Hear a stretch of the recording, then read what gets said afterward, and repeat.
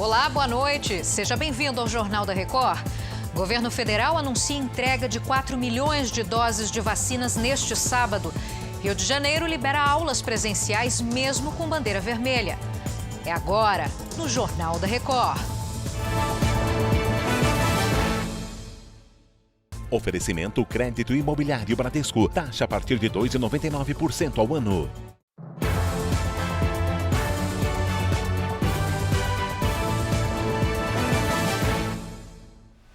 O ex-deputado Roberto Jefferson vai passar a primeira noite preso no complexo penitenciário de Bangu, na zona oeste do Rio de Janeiro. O Marcos Marinho tem as informações para a gente. Marcos, boa noite. Boa noite, Giovana. Boa noite a todos. O ex-deputado Roberto Jefferson primeiro foi levado para a sede da Polícia Federal e depois para a cadeia pública de Benfica, na zona norte do Rio de Janeiro. Ele foi preso hoje de manhã em casa no município de Comendador Levi Gasparian, no interior do estado, por determinação do ministro Alexandre de Moraes do Supremo Tribunal Federal. Além de determinar a prisão preventiva, ou seja, sem prazo para acabar, o ministro também determinou o bloqueio das contas das redes sociais de Roberto Jefferson. O motivo, segundo Alexandre de Moraes, é que o ex-deputado usava essas contas para praticar atos antidemocráticos. A defesa de Roberto Jefferson anunciou que só vai se pronunciar depois que tiver acesso à decisão. Já o Diretório Nacional do PTB informou que considera a prisão ilegal e arbitrária. Giovana. Certo, Marcos, eu continuo com você porque teve mais uma prisão de grande repercussão nesta sexta-feira aí no Rio de Janeiro. Eu estou falando da ex-deputada Flor de Lis. Exatamente, Giovana. A ex-deputada Flor de Lis já está na cadeia de Benfica e neste sábado vai passar por uma audiência de custódia. Antes de ser presa na casa dela em Niterói, na região metropolitana do Rio, assim que os policiais chegaram, Flor de Lis gravou um vídeo onde afirmou ser vítima de uma injustiça e disse que é inocente. Ela é suspeita de participação, de ser a mandante da morte do marido, o pastor Anderson do Carmo. E 2 filhos do casal também estão presos por envolvimento nesse caso. A defesa de Flor de Lis pediu um habeas corpus no Superior Tribunal de Justiça. E esse pedido de prisão foi feito pelo Ministério Público. Ela só foi presa agora porque o mandato de deputada federal foi cassado. A defesa de Flor de Lis também afirma que a prisão é ilegal e arbitrária. Giovana. Obrigada pelas suas informações. Uma ótima noite para você. E o governo federal anunciou a distribuição de 4 milhões de doses de vacinas contra a Covid-19 neste sábado. O repórter Matheus Scavazini traz os detalhes direto de Brasília ao vivo. Boa noite, Matheus. Boa noite, Giovana. Segundo o Ministério da Saúde, serão 2 milhões e 400 mil doses da Coronavac e mais 1 milhão e 600 mil doses da Pfizer. Houve reclamação por atraso na entrega feita por governadores e prefeitos. E uma denúncia apontava que o Ministério tinha 8 milhões de doses guardadas em estoque. O governo federal negou diferença de tratamento a estados na distribuição e disse que o atraso aconteceu principalmente para atestar a qualidade e segurança das vacinas. Outros 2 milhões e 200 mil doses de vacinas ainda aguardam liberação do laboratório para serem distribuídas. Giovana. Obrigada pelas suas explicações. Até já, Matheus. Nesta sexta-feira, o governo de São Paulo entrou com uma ação no Supremo Tribunal Federal contra o Ministério da Saúde, em que reclama dos critérios para a distribuição de vacinas.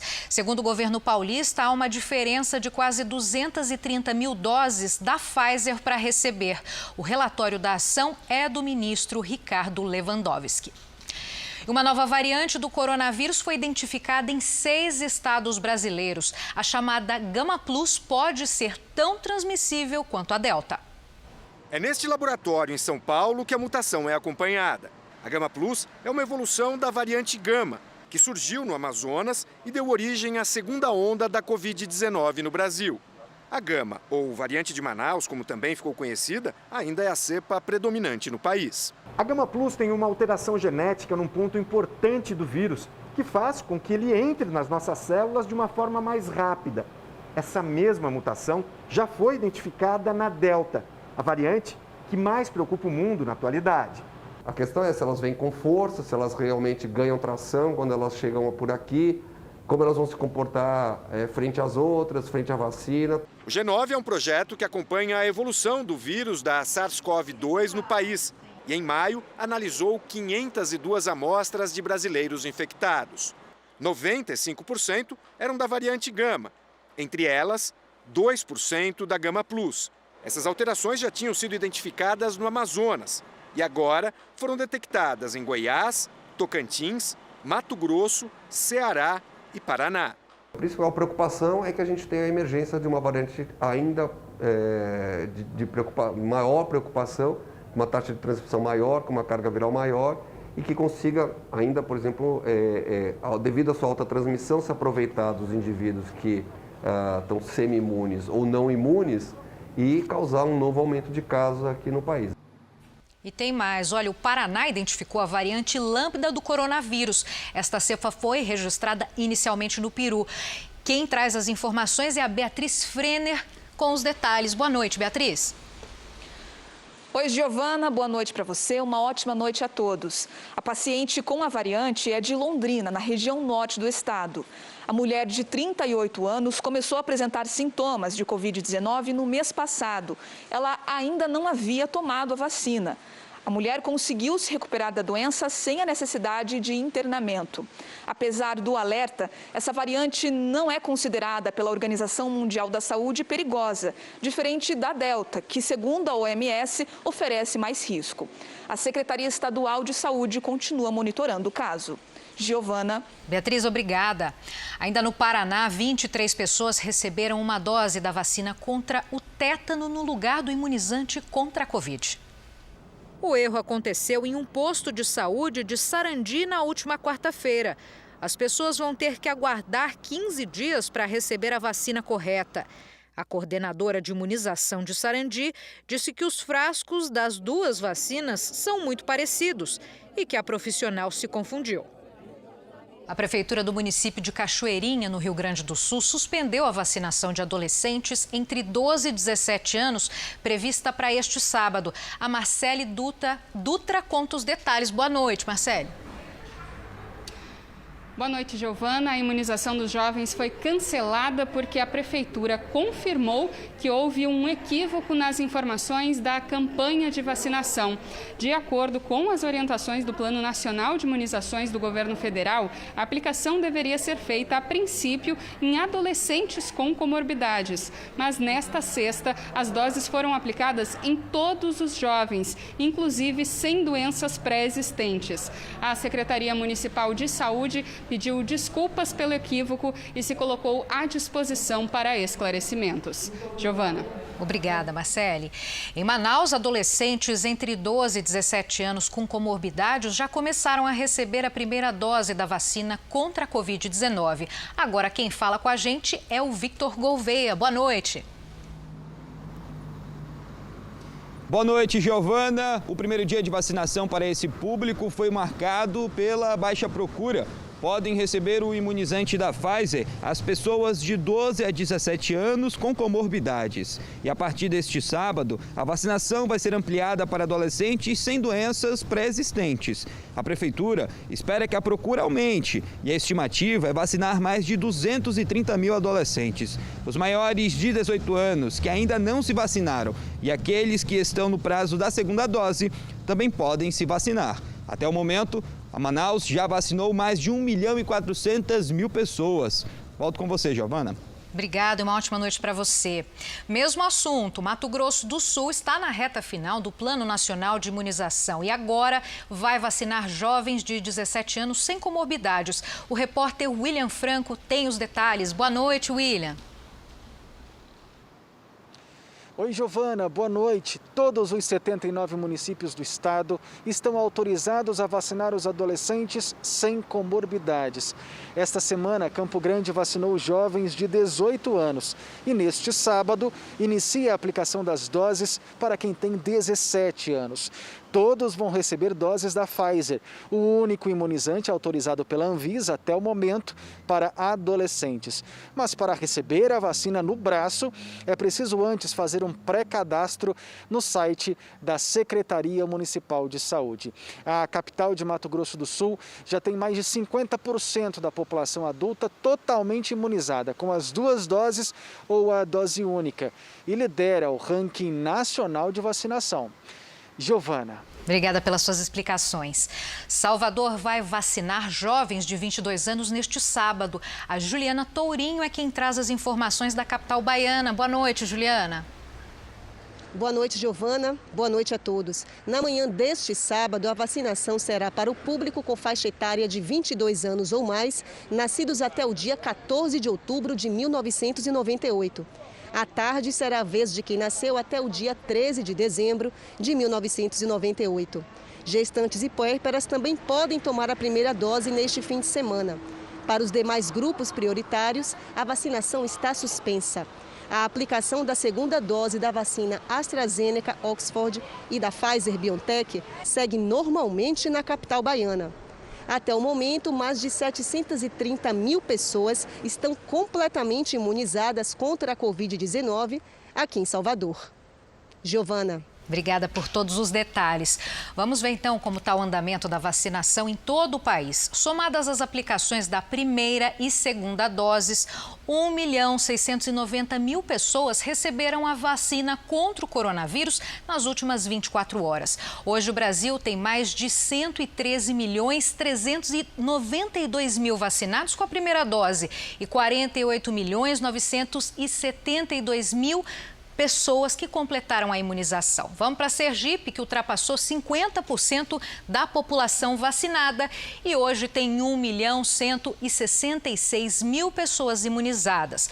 O estado do Rio de Janeiro também imunizou mais da metade do estado, 46%, aliás. São 8.763.000 vacinados com pelo menos a primeira dose. Já no Ceará, são 4.256.000 vacinados, o que corresponde a 46,33% da população do estado. E o Pará é o estado que menos vacinou proporcionalmente. São 39,25% da população imunizada, ou seja, 3.411.000 pessoas. No portal r7.com você pode acompanhar a situação de todos os estados, inclusive o seu, no mapa interativo. O Recife começou a cadastrar crianças a partir de 2 anos para a vacinação contra a Covid-19, mesmo antes da autorização da Anvisa. A Priscila Assis explica para a gente. Boa noite, Priscila. Boa noite, Giovana. A ideia é facilitar o planejamento da imunização desse grupo assim que a Anvisa autorizar. O cadastro deve ser feito pelo site ou pelo aplicativo Conecta Recife. Porém, ainda não há previsão para o início do agendamento de fato. A vacinação por aqui acontece em 26 locais, que funcionam de domingo a domingo, entre 7h30 da manhã e 6h30 da tarde. Nesta quinta-feira, o Recife começou a vacinar as pessoas a partir dos 18 anos sem doenças pré-existentes. Giovana. Obrigada, Priscila. Alguns países da Europa e da América do Norte aceitam a entrada de brasileiros desde que seja apresentado um comprovante de vacinação. O documento pode ser emitido em inglês ou espanhol e pelo site ou aplicativo Conecte SUS. A Karina preferiu adiar os planos de viagem, mas já garantiu o Certificado Nacional de Vacinação contra a Covid-19. Assim que eu tomei a vacina, eu fiz o cadastro e aí ainda estava só com o aplicativo baixado, mas ainda estava em branco. E aí depois apareceu, 2 ou 3 dias depois, apareceu automaticamente a primeira dose e a segunda também. O certificado pode ser emitido de 2 formas, pelo aplicativo ou pelo site do Conecte SUS. Basta criar um cadastro informando o CPF. Mas a atualização das doses no sistema depende do estabelecimento de saúde, que deve enviar o registro da vacina para a Rede Nacional de Dados.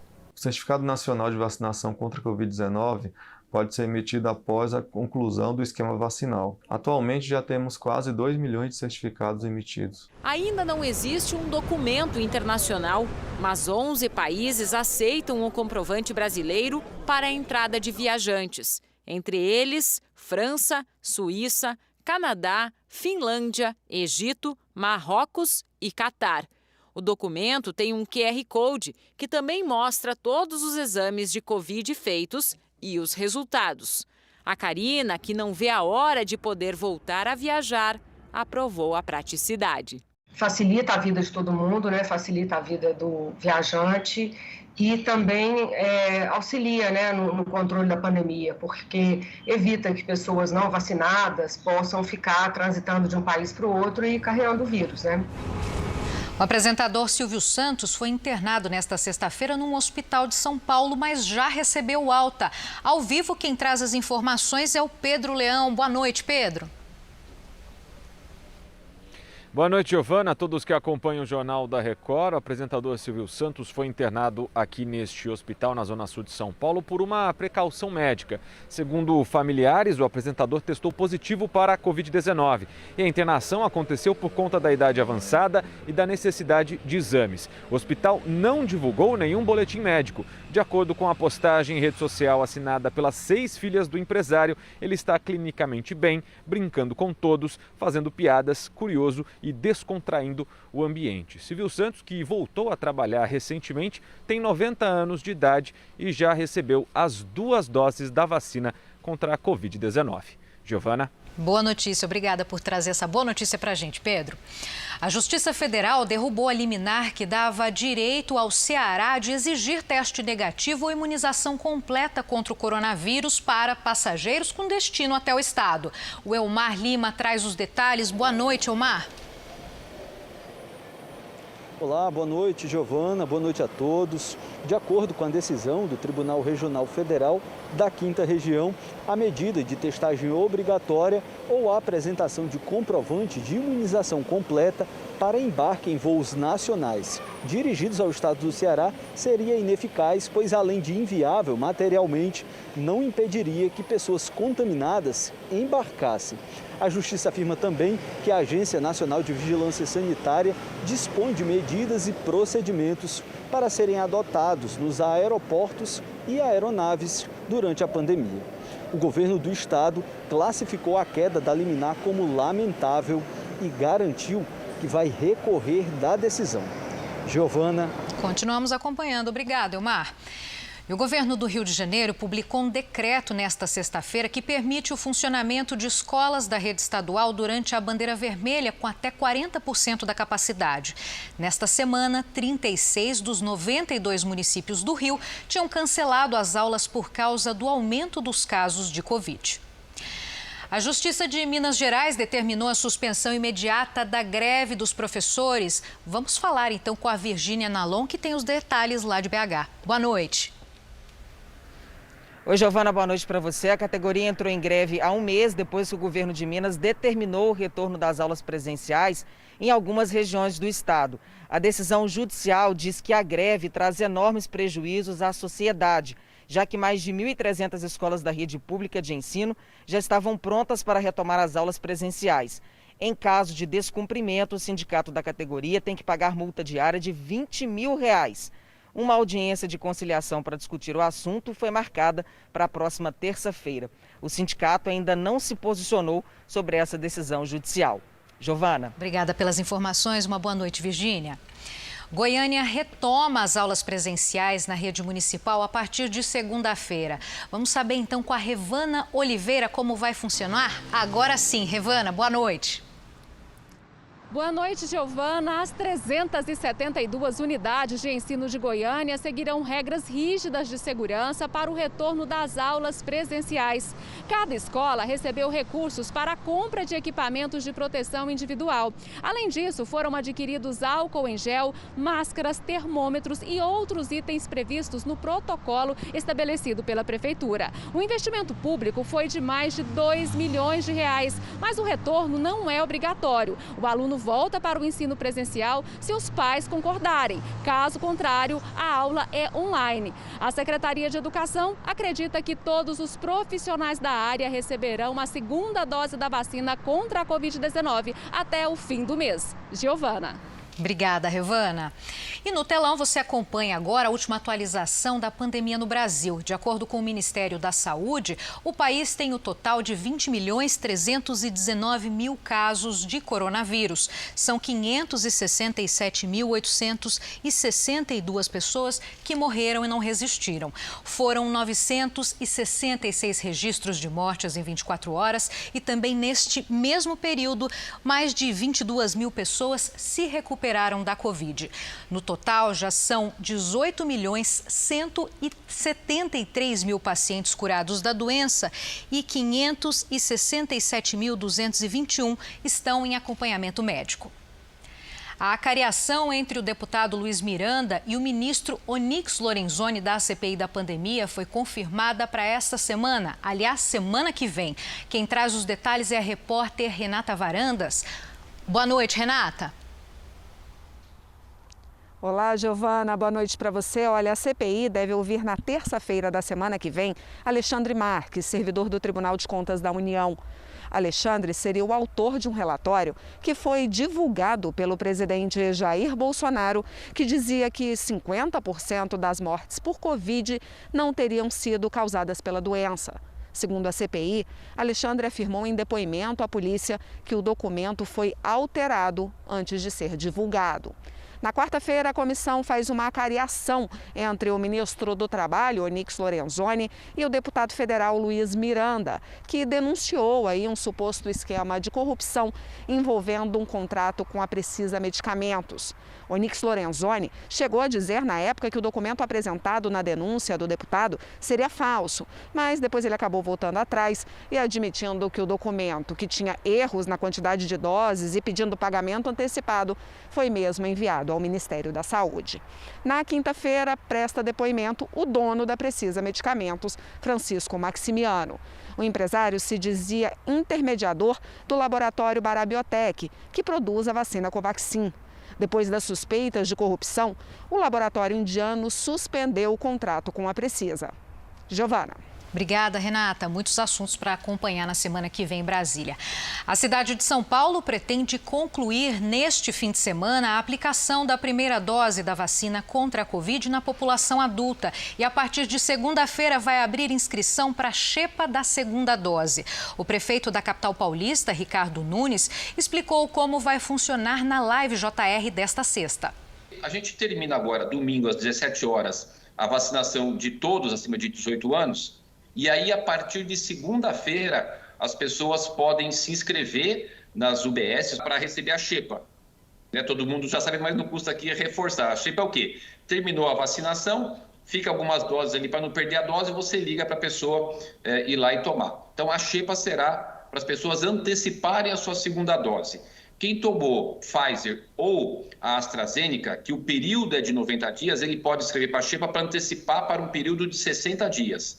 Quem tomou Coronavac, que o período é de 28 dias, ele pode se inscrever para antecipar para um intervalo de 15 dias. Então, a gente vai, inclusive, avançando bastante aí na questão da segunda dose. Essa antecipação tem aprovação médica?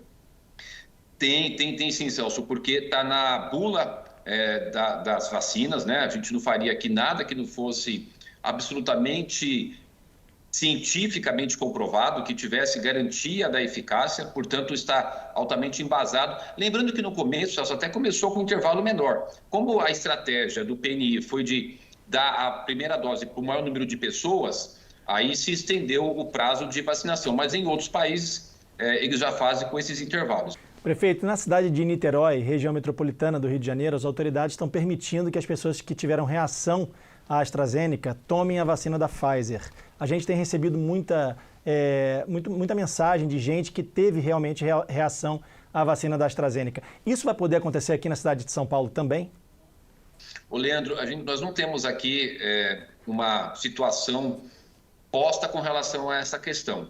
Eu mesmo tomei a AstraZeneca, fiquei com um pouquinho de mal-estar, Mas no final aqui eu até achei bom, falei, a vacina funcionou, porque deu reação, né?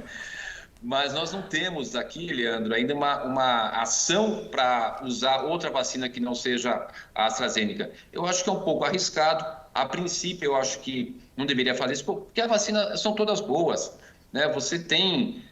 olha, vocês não fazem ideia, eu tenho acompanhado muito os nossos técnicos aqui, quando analisam toda a ficha técnica dessas vacinas, como é que eles acompanham.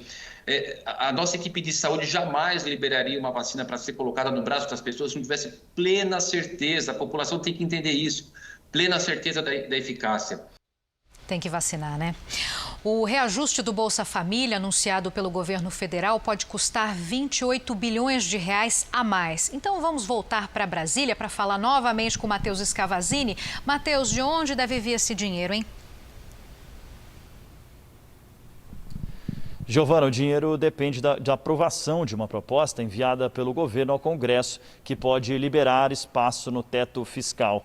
Segundo o secretário do Ministério da Economia, Bruno Funchal, o reajuste de 50% no Bolsa Família e o aumento no número de beneficiários para 17 milhões a partir do ano que vem deverá custar entre 26 e 28 bilhões a mais à União. Atualmente, o programa já consome 34 bilhões de reais por ano do orçamento. A medida provisória que cria o novo benefício, chamado de Auxílio Brasil, foi publicada essa semana, mas o valor ainda está em análise. Giovana. Vai custar mais para os cofres públicos, mas nesse momento de pandemia, com muito desemprego, muita gente precisando de ajuda, realmente é uma situação importante para muitas e muitas famílias brasileiras, né? Muito obrigada, Matheus. Um bom final de semana para você. No mercado financeiro, o dólar fechou em queda de 0,21% nesta sexta-feira, cotado a R$ 5,24 na semana. A moeda americana teve uma alta acumulada de 0,19%. A Bolsa de Valores de São Paulo registrou alta de 0,41% acima dos 121 mil pontos. Na semana, o Ibovespa acumulou uma queda de 1,32%. Agora, o noticiário internacional. O governo do Japão pediu à população para evitar viagens, principalmente durante o feriado que começou nesta sexta-feira e vai até segunda. É o feriado de Obon, parecido ao de finados no Brasil, quando as famílias retornam à cidade natal. Para o primeiro-ministro, deixar de viajar ajudaria a conter a disseminação do coronavírus. O Japão registra recordes de casos de Covid por causa da variante Delta, o que tem pressionado o sistema de saúde. Nos Estados Unidos, o Mississippi tem média diária de 3 mil novos casos de coronavírus. Um hospital precisou montar leitos no estacionamento. Foi a forma encontrada para aumentar a capacidade de atendimento. De acordo com os médicos, a maioria dos novos infectados não foi vacinada e a situação se agrava ainda mais com a variante Delta do vírus. Outros estados, como Flórida e Oregon, também registraram um aumento de casos. E um painel de especialistas dos Centros de Controle e Prevenção de Doenças aprovou a terceira dose da vacina contra a Covid-19 nos Estados Unidos. Quem tem as informações é a correspondente Evelyn Bastos. A aprovação aconteceu de forma unânime e confirmou a terceira dose para alguns grupos de risco. O FDA, a agência reguladora de medicamentos dos Estados Unidos, já havia recomendado as doses de reforço da Pfizer e da Moderna para pessoas imunossuprimidas, ou seja, com o sistema imunológico enfraquecido, e também para as pessoas transplantadas. As autoridades afirmaram que outras pessoas que estão imunizadas com as duas doses não precisam de uma dose adicional neste momento. Para começar a vacinar de fato com a terceira dose, a medida ainda precisa ser aprovada pela direção do CDC, o que pode acontecer neste sábado. E na Itália, o governo tem uma estratégia criativa para estimular a vacinação, vai distribuir sorvetes. Quem se vacinar contra a Covid-19 pode ganhar ainda ingressos para partidas de futebol. Equipes de saúde pública também estão nas praias para abordar os banhistas durante o verão europeu. 56% da população da Itália já está totalmente imunizada, mas o governo enfrenta protestos. Entrar em bares e restaurantes só com um passe que é entregue aos vacinados. Na Turquia, pelo menos 31 pessoas morreram nas enchentes que atingem o norte do país. Cerca de 1.700 pessoas precisaram abandonar as casas destruídas pela força da água. Mais de 300 regiões continuam sem eletricidade. Estradas seguem obstruídas com as inundações e deslizamentos de terra. Ao mesmo tempo, o sul do país enfrenta a seca e os incêndios florestais. E na Argélia, os incêndios florestais mataram mais de 70 pessoas. 20 ainda estão desaparecidas. Bombeiros e voluntários conseguiram controlar o fogo em 76 áreas. A França e a Espanha enviaram aviões para ajudar a controlar as chamas. Segundo autoridades, os incêndios florestais foram agravados pela onda de calor na região, com temperaturas de até 46 graus. Agora o futebol, depois de agitar o mercado do futebol mundial com a transferência para o Paris Saint-Germain, o craque argentino Lionel Messi já está treinando com os novos companheiros de clube. Messi fez atividade física nesta sexta e correu ao lado do brasileiro Neymar. Os dois também aproveitaram para colocar o papo em dia durante o treinamento. O Paris Saint-Germain enfrenta o Strasbourg neste sábado pela segunda rodada do campeonato francês, mas ainda não há previsão para a estreia de Messi. Agora aqui no Brasil, 2 jogos abriram nesta sexta-feira a 18ª rodada da Série B do Campeonato Brasileiro. Veja os gols. No estádio da Serrinha, em Goiânia, Apodi cruzou da direita e Aleph Manga tocou para o gol. 1-0 Goiás sobre o Guarani. No segundo tempo, Aleph Manga cruzou.